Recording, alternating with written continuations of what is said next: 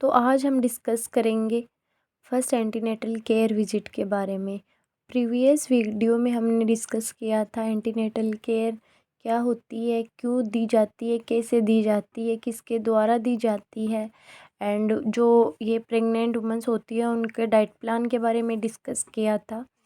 आज हम पढ़ेंगे कि जो फर्स्ट एंटीनेटल केयर विजिट होता है उसमें जो लेडीज़ अपने पास आती है उसको अपन क्या पूछते हैं, क्या हम उसको डाइट प्लान, कितना रेस्ट करना चाहिए, क्या हैबिट होनी चाहिए उसकी, वो सब बताते हैं। तो आज हम पढ़ेंगे उसके बारे में। सबसे फर्स्टली हम उसको नेम पूछते हैं, उसके बाद में अपन उसको एज पूछते हैं, हस्बैंड नेम पूछते हैं, occupation, address, eating habit, marital history. अब ये सब हम क्यों पूछते हैं? कोई ये तो है नहीं हमें पंचायती करनी है, नहीं। ये हम इसलिए पूछते हैं क्योंकि अपन को उसका इकोनॉमिकल, इन्वायरमेंटल, ये सारे चीज़ देखनी होते हैं कि ये कौन से इन्वायरमेंट में रहती है, इसका इकोनॉमिकल कंडीशन क्या है। ये सब चीज़ हमें अपना मतलब बेसिक डाटा ऑब्टेन करने के लिए ये सारी चीज़ें उससे पूछनी होती है। फिर उसके बाद में अपन पूछते हैं उसको ऑब्स्टेट्रिक हिस्ट्री। ऑब्स्टेट्रिक हिस्ट्री का मतलब प्रीवियस उसकी कोई प्रेगनेंसी रही है या प्रेगनेंसी में कुछ अबॉर्शन हुआ है या कुछ कोई बेबी जो जिसने बर्थ लिया है वो डेथ पे मतलब बर्थ हुआ है, कुछ भी, ये सारी हम उसके अंदर पूछते हैं ऑब्स्टेट्रिक हिस्ट्री के अंदर। नंबर ऑफ प्रेगनेंसी को ग्रेविडा बोलते हैं। नंबर ऑफ लिविंग चिल्ड्रन कितनी है, कि अब आपके कितने बच्चे हैं। इवेंट ऑफ अबॉर्शन पूछते हैं। आईयूडी, इंट्रा यूटेराइन डेथ के बारे में पूछते हैं। एंड स्टिल बर्थ, ये सारी चीज़ें हम पूछते हैं। एंड क्या और क्या पूछते हैं? पर्सनल हैबिट, कि टोबैको, अल्कोहल, ड्रग अब्यूज़ या स्मोकिंग तो नहीं करते आप, क्योंकि ये सारे क्या करते हैं, ये ना टेरेटोजेनिक इफेक्ट डालते हैं बच्चे पे। यदि ये वो करेगी इन सब का सेवन तो बच्चे पे कितना मतलब बच्चा कोई भी किसी भी प्रकार के अबनॉर्मलिटी के साथ क्या हो सकता है, जन्म ले सकता है। तो हम ये सारी चीज़ें उसको पूछते हैं। उसके बाद में उसका बेसलाइन डाटा लेते हैं। बेसलाइन डाटा क्या होता है? Weight, height, BP, immunization history, कि उसका इम्यूनाइजेशन हिस्ट्री का मतलब उसने कौन से पहले जो प्रेगनेंसी हुई थी उसमें टिटनस का ये जो इंजेक्शन होता है वो खाया या नहीं खाया, उसकी बूस्टर डोज खाई या नहीं खाई, या फिर और भी जो ये होते हैं इम्यूनाइजेशन वो उसने करवाया या नहीं करवाया। वेट और हाइट क्यों लेते हैं? कि जितने उसका वेट है उसके अकॉर्डिंग उसकी हाइट है या नहीं, या हाइट के अकॉर्डिंग वेट है या नहीं।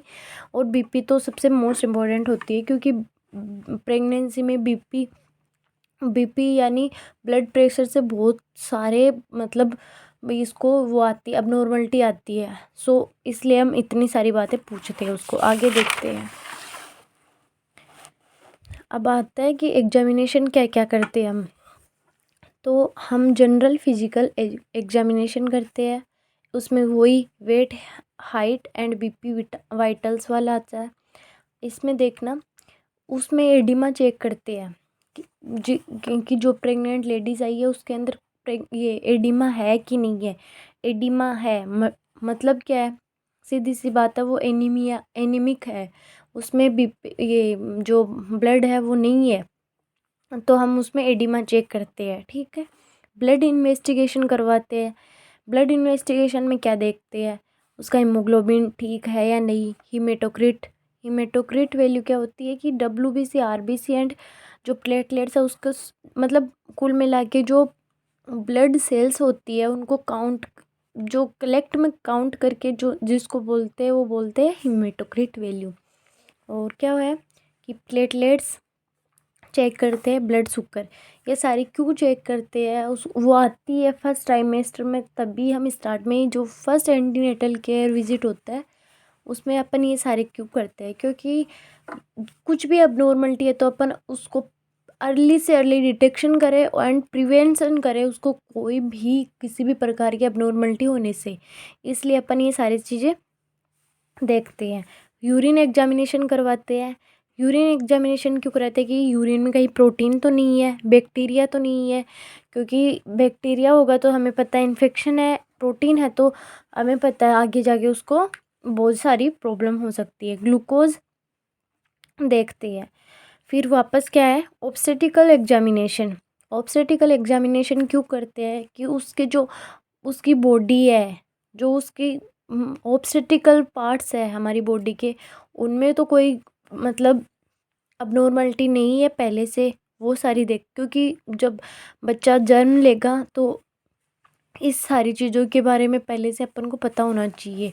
ठीक है, तो पर वेजाइनल एग्जामिनेशन, अस्कल्टेशन, पाल्पेटेशन ये सारे करते हैं। ये क्यों करते हैं? फॉर पेल्विक डिस्प्रपोर्शन और यूटेराइन मालफॉर्मेशन के लिए। ठीक है, यूएसजी एसजीजी डिटेक्शन टेस्ट, ये सारे टेस्ट होते हैं उसके फर्स्टली वो जब आती है।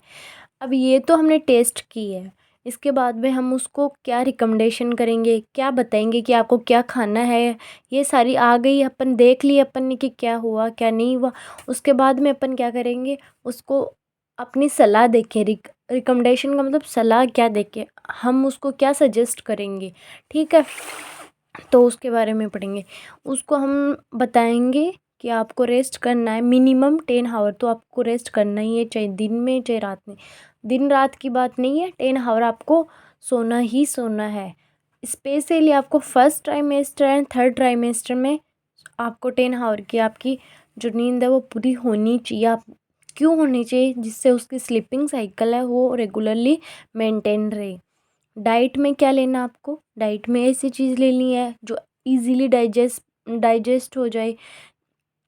क्यों लेनी है जो इजीली डाइजेस्ट हो जाए? क्योंकि उसके अंदर जो एंजाइम है या फिर कुछ भी मतलब हार्मोन वगैरह है उसकी बॉडी के, वो अब इतने प्रॉपरली वर्क नहीं कर पाएंगे क्योंकि वो प्रेग्नेंट है, अभी वो नॉर्मल नहीं है इसलिए। और एक है मॉर्निंग सिकनेस। मॉर्निंग सिकनेस में अपन को क्या करना है, जो डाइजेस्ट नहीं हो, रात को सोने से पहले जो डाइजेस्ट नहीं हो इजीली, वो सारी चीज़ें लेनी है। जैसे हाई प्रोटीन डाइट लेनी चाहिए जिससे कि अपन को मॉर्निंग सिकनेस नहीं होती। एक वो आगे आ जाएगा। तो इजी डाइजेस्टेबल डाइट में अपन क्या देखते हैं कि protein rich vitamin, protein rich में मतलब ज़्यादा होनी चाहिए, विटामिन एंड मिनरल्स रिच होते हैं, आयरन रिच होना चाहिए, हाई फाइबर डाइट। एंड इसमें इम्पोर्टेंट क्या है कि अपन को कार्बोहाइड्रेट एंड फैट ना तो कम करने हैं ना ज़्यादा करने हैं। ठीक है, ये इसमें अपन उसको बताएंगे। Frequently and small food, no take high food. मतलब क्या है कि अपन को ठूस ठूस के एक बार में नहीं खाना है। अब अपन को इस मतलब फ्रिक्वेंटली मतलब बार बार एंड थोड़ी थोड़ी मात्रा में अपन को क्या करना है, मील खाना है। क्यों खाना है? क्योंकि अब हाई डाइट अपन इतनी जल्दी डाइजेस्ट नहीं होगी, वो ही कुछ कभी कुछ होगा कभी कुछ होगा, तो अपन को ये सारी चीज़ खानी है। एंड क्या करना है अपन को, एक जो अपन खाएंगे डाइट प्लान चार्ट बनाना है अपन को। ठीक है, उससे क्या होगा कि एक मेंटेन रहेगी हर चीज़ कि अपन को अभी ये खाना है अभी ये खाना है, कुछ अब नॉर्मलिटी नहीं आएगी। फिर क्या है, no need to low down sodium intake salt in edema. अब मैंने बताया पहले कि एडिमा चेक करते हैं। एडिमा है तो ये नहीं करना कि अभी सोडियम इनटेक कम कर दो, नहीं, सोडियम अपन को चाहिएगा तो सोडियम इनटेक कम नहीं करना है इसमें, जो रेगुलर है ना ज़्यादा करना है ना कम करना है। ठीक है, फिर है कि in case of morning sickness advice to eat high protein diet before sleeping, this slow down digestion and help in morning sickness. मैंने अभी आपको बताया कि मॉर्निंग सिकनेस हो तो उसको बोलना है कि आप सोने से, रात को सोने से पहले हाई प्रोटीन डाइट लेके सो। क्योंकि हाई प्रोटीन क्या है, इजीली डाइजेस्ट नहीं होगी, स्लो डाइजेस्ट होगी, तो उसको मॉर्निंग से सिकनेस है उसमें हेल्प मिलेगी।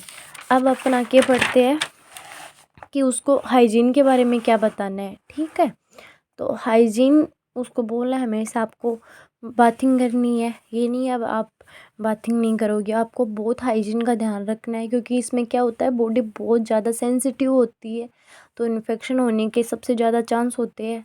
तो daily bath, daily cleaning to teeth, maintain perineal hygiene. Perineal hygiene को सबसे मोस्ट इम्पोर्टेंट होती है मेंटेन रखना।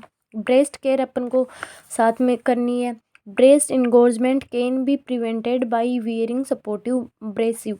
ब्रेजर्स की जो एक प्रॉब्लम है ये ब्रेस्ट इनगोर्जमेंट की, इसको प्रिवेंट करने के लिए अपन को वियर करने होते हैं supportive brassieres. Keep it clean and dry, जो ब्रेस्ट है उनको क्या करना है, क्लीन एंड ड्राई रखना है अपन को, ठीक है। अब बहुत ये है कि कोइटस अपन को, जो प्रेग्नेंट वुमेन्स है उनको कोइटस करना चाहिए या नहीं करना चाहिए, या ये मतलब रेस्ट्रिक्ट है या नहीं है। तो फर्स्टली अपन जनरली देखें कि कोई प्रॉब्लम नहीं है, नॉर्मल, उसके सारे चेकअप नॉर्मल है, उसको कोई किसी प्रकार की प्रॉब्लम नहीं चल रही है, तो अपन उसको बोलेंगे रेस्ट्रिक्ट नहीं है आपको कोइटस। बट जो हाई रिस्क प्रेगनेंसी है, कुछ भी है, उसको एक्लेम्सिया है या फिर हाइपरटेंशन है, अच्छा वो तो एक ही बात होगी, ऐसे हाई रिस्क प्रेगनेंसी में रेस्ट्रिक्ट होता है कोइटस, ठीक है। ड्रग कोई भी नहीं लेनी है, बिना विदाउट ये डॉक्टर प्रिस्क्रिप्शन के कुछ भी ड्रग नहीं लेनी है, क्योंकि ये टेरेटोजेनिक इफेक्ट डालती है बेबी पे सीधा। टेरेटोजेनिक इफेक्ट क्या होता है, जो ड्रग अपन लेते हैं वो बच्चे पे इफेक्ट डालेगी, उनको टेरेटोजेनिक इफेक्ट बोलते हैं। उसके बाद में उसको अपन बताएंगे इम्यूनाइजेशन के बारे में। क्या बताएंगे इम्यूनाइजेशन के बारे में, कि लाइव वैक्सीन आर कॉन्ट्राइंडिकेट, जो भी लाइव वैक्सीन होती है जैसे रूबेला, मिजल्स, येलो फीवर, ये सारी क्या लाइव वैक्सीन है, वो कभी भी प्रेगनेंसी में नहीं दी जाती, ठीक है। और देते क्या है ये अपन को पता है, टिटनस टोक्सोइड देते हैं। कब देते हैं, 16 से 24 वीक पे उसको फर्स्ट डोज दी जाती है टिटनस टोक्सोइड की। फर्स्ट डोज होती है वो 0.5 ml होती है एंड IM दी जाती है, ठीक है। अब इसमें एक चीज़ क्या अपन को ध्यान रखनी, कि जो फर्स्ट डोज होती है टीटी की, वो हमें जाके जो मतलब अंदर जाके क्या प्रोवाइड करेगी, वो IgM इम्यूनोग्लोबिन प्रोवाइड करवाती है। तो IgM का हमें पता है ये कभी भी प्लेसेंटा बैरियर को क्रॉस नहीं करेगी, मतलब ये बेबी तक नहीं जाएगी। जो सेकेंड डोज होती है वो प्रोवाइड करती है IgG। तो वो क्या है, वो IgG का हमें पता है, इम्यूनोग्लोबिन IgG हमेशा प्लेसेंटा बैरियर को मतलब पार करता है, क्रॉस करता है, तो वो जाके बेबी को क्या करता है, इस टीटी से प्रिवेंट करता है। इसलिए हमें सेकेंड डोज ज़रूरत मतलब बहुत ज़रूरी होता है। फिर सेकेंड डोज कब दी जाती है सेकेंड डोज की बात करें तो ये हमेशा कोई भी ड्रग अपन देते हैं तो वो 4 वीक मतलब 4 वीक का हमें मतलब एक इन ये वैक्सीन देने के बाद में 4 वीक का गैप होना चाहिए, ठीक है। तो ये 4 वो 16 to 24 लगी है, तो वो 24 लगी है तो 28 पे लग जाएगी ये सेकेंड डोज, इसी तरह, ठीक है। समटाइम 6 वीक आफ्टर भी दी जाती है, ये यही है। अब ये देखना, ये इम्पोर्टेंट है।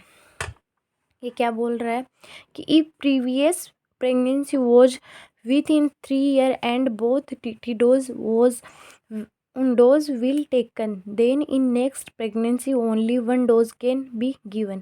कि आपने आपकी जो प्रेगनेंसी वो 3 year के अंदर अंदर हो रही है और आपने पहले दोनों डोज ले रखे हैं, तो आपको अब नेक्स्ट में एक डोज भी दे सकते हैं अपन, ठीक है। समझ गए कि आपने पहले दोनों दे रखे हैं, अब अपन और ये प्रेगनेंसी 3 मंथ नहीं सॉरी 3 year के अंदर अंदर हो गई, तो अपन एक डोज भी दे सकते हैं, सेकेंड डोज देते हैं। It prevent tetanus in both mother and infant, ये मैंने बताया था, ये IgG करता है, ठीक है। फिर क्या बोलना है, उसको एडवाइस करनी है to smoking and not consume alcohol, ये मैंने बताया, ये तो क्यों ही करने हैं मतलब। फिर है वेट गेन के बारे में बताना है कि आपका वेट बढ़ेगा, ओबियसली सी बात है, अपन को भी पता है जो प्रेग्नेंट होती है उनके वेट बढ़ता है, तो उसको बताना है कि कैसे वेट बढ़ेगा। और उसको देखना है कि मैंने बोला हाइट एंड वेट देखते हैं अपन, कि उसके हाइट के अकॉर्डिंग उसका वेट है, या वो पहले अंडर है, ओबेज है, या फिर नॉर्मल है, उसके अकॉर्डिंग उसका वेट गेन होगा। यदि वो फीमेल है, वो नॉर्मल है, तो उसका 11 से 12 kg वेट क्या होगा, गेन होगा, ठीक है। और जो ये वेट गेन होता है, ये 2 टाइप वेट गेन होता है। कैसे होता है, एक होता है रिप्रोडक्टिव वेट गेन एंड एक होता है नॉन रिप्रोडक्टिव वेट गेन। अब आगे बढ़ते हैं। रिप्रोडक्टिव वेट गेन में क्या क्या आता है ये देखते हैं अपन पहले। तो रिप्रोडक्टिव वेट गेन में फीटस आ जाएगा, उसको अपन बोलते हैं नॉर्मल फीटस 2.5 से ये 3 तक होता है, तो ये अपन ने 3 माना, ये 3 का हो जाएगा। प्लेसेंटा अपन को पता है 500 ग्राम या 0.5 kg का होता है। एट द ट्रम की बात है सारी चीज़ें। ब्रेस्ट 0.4 kg, 200 ग्राम के होते हैं, तो वैसे 0.5 kg हो जाएगी। Amniotic fluid at term 1 kg होता है। यूट्रस 1 kg, सारे मिलाएंगे अपन तो देख लो 5 to 6 kg हो जाएगा। नॉन रिप्रोडक्टिव वेट, ये रिप्रोडक्टिव क्यों बोले गए हैं उनको, क्योंकि ये जब तक हमारी प्रेगनेंसी है ये तब तक है, ये जैसे प्रेगनेंसी ख़त्म होगी ये अपने आप ये बाहर आ जाएगा, ये बाहर आ जाएगा, ये अपने साइज में अपने आप आ जाएंगे, ये वैसे बाहर आ जाएगा यूट्रस अपनी साइज में अपने आप। प्री प्यूरियम के दौरान ये भी अपनी मतलब साइज में वापस आ जाएगा, तो इसलिए इसको रिप्रोडक्टिव वेट गेन बोला गया है, ठीक है। फिर होता है नॉन रिप्रोडक्टिव वेट गेन, इसमें फैट जमा होती है उसके अंदर, protein, fluid, increase blood plasma, ये सारे आप अपन को पता है। ब्लड प्लाज्मा भी इंक्रीज हो जाता है, फ्लूइड भी, प्रोटीन भी एंड फैट भी, ये सारा इनको देखें तो ये भी 5 है, ये भी 5 है, तो 11 से 12 नॉर्मल लेडीज़ में होता है। अब अपन देखेंगे ये वेट गेन ट्राइमेस्टर के अकॉर्डिंग कैसे कैसे गेन होता है, कैसे क्या होता है। तो ट्राइमेस्टर में, फर्स्ट ट्राइमेस्टर में देखें तो फर्स्ट 1 kg, क्यों, क्योंकि फर्स्ट ट्राइमेस्टर में मॉर्निंग सिकनेस, वॉमिटिंग, इन सब चीज़ों के कारण उसका ज़्यादा वेट गेन नहीं हो पाता। 1 kg है तो अपन बोलते हैं कि हाँ ठीक है इसका हो रहा है। सेकेंड ट्राइमेस्टर में 5 kg, थर्ड में 5 kg, ये 11-12 हो गया। अब हम बात करें कि यदि third trimester weight gain more than 1 lb pound या फिर पाउंड 1 पाउंड से या 0.5 kg पर वीक, कि थर्ड ट्राइमेस्टर चल रहा है उसका वेट गेन हो रहा है 1 पाउंड या फिर 0.5 kg पर वीक, तो वो अब नॉर्मलिटी है, वो कोई वो नहीं है। एक्लेम्सिया हो सकता है उसको, प्री एक्लेम्सिया हो सकता है। और if 2 kg per month, 2 kg और 0.5 kg पर वीक, तो उनको क्या बोलेंगे अपन, उसको आगे जाके प्री एक्लेम्सिया हो सकता है, ठीक है। अब अपन सजेस्ट क्या करेंगे उसको, नॉर्मल BMI वुमन है तो मैंने बताया उसको 11 to 12 kg उसका वेट गेन होगा। अंडर वेट लेडी है तो 18 तक जा सकता है और उसमें कोई प्रॉब्लम भी नहीं होगी उसको। बट ओबेज प्रेग्नेंट वुमेन्स है, अब वो पहले ओबेज है और उसमें अपन 11-12 बढ़ा रहे हैं तो ज़्यादा हो जाएगा, ये 7 kg तक हो सकता है। अगले वीडियो में हम डिस्कस करेंगे ऑब्स्टेटिकल एग्जामिनेशन। ऑब्स्टेटिकल एग्जामिनेशन क्या होते हैं, कितने होते हैं, कैसे करते हैं, जिसमें कम्पिटिटिव एग्ज़ाम में हमेशा क्वेश्चन आता है उनमें। आज हमने जो पढ़ा वो आप पढ़ लो।